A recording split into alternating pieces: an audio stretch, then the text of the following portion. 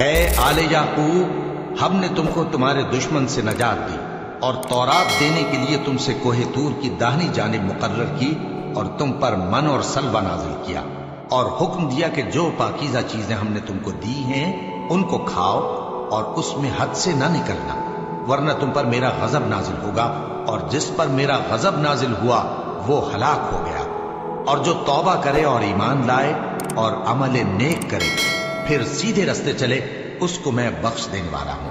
اور اے موسیٰ، تم نے اپنی قوم سے آگے چلے آنے میں کیوں جلدی کی؟ کہا وہ میرے پیچھے آ رہے ہیں۔ اور اے میرے پروردگار، میں نے تیری طرف آنے کی جلدی اس لیے کی کہ تو خوش ہو جائے۔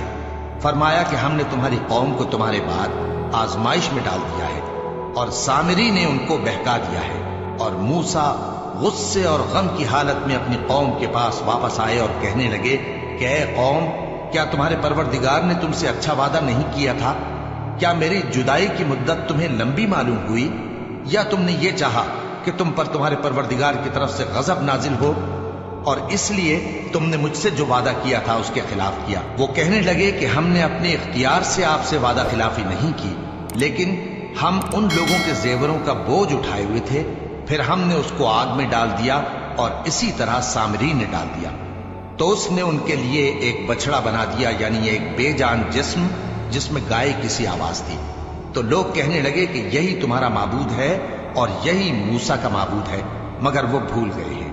تو کیا یہ لوگ نہیں دیکھتے کہ وہ ان کی کسی بات کا جواب نہیں دیتا اور نہ ان کے نقصان اور نفع کا کچھ اختیار رکھتا ہے؟ اور ہارون نے ان سے پہلے ہی کہہ دیا تھا کہ لوگوں، اس کے ذریعے تمہیں فتنے میں ڈال دیا گیا ہے، اور تمہارا پروردگار تو رحمان ہی ہے، تو میری پیروی کرو اور میرا کہا مانو۔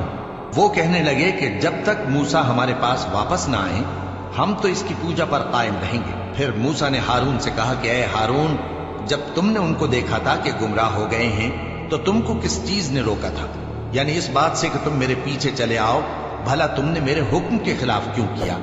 کہنے لگے کہ اے ماں جائے، میری داڑھی اور سر کے بالوں کو نہ پکڑیے، میں تو اس سے ڈرا کہ آپ یہ نہ کہیں کہ تم نے بنی اسرائیل میں تفرقہ ڈال دیا اور میری بات کو ملحوظ نہ رکھا۔ موسیٰ نے فرمایا تو اے سامری، تیرا کیا حال ہے؟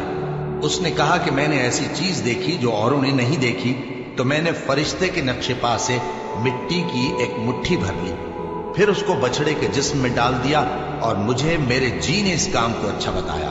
موسیٰ نے کہا جا، تجھ کو دنیا کی زندگی میں یہ سزا ہے کہ کہتا رہے کہ مجھ کو ہاتھ نہ لگانا، اور تیرے لیے ایک اور وعدہ ہے، یعنی عذاب کا جو تجھ سے ٹل نہ سکے گا۔ اور جس معبود کی پوجا پر تو جمع ہوا تھا اس کو دیکھ، ہم اسے جلا دیں گے، پھر اس کی راکھ کو اڑا کر دریا میں بکھیر دیں گے۔ تمہارا معبود تو اللہ ہی ہے، جس کے سوا کوئی معبود نہیں، اس کا علم ہر چیز پر محیط ہے۔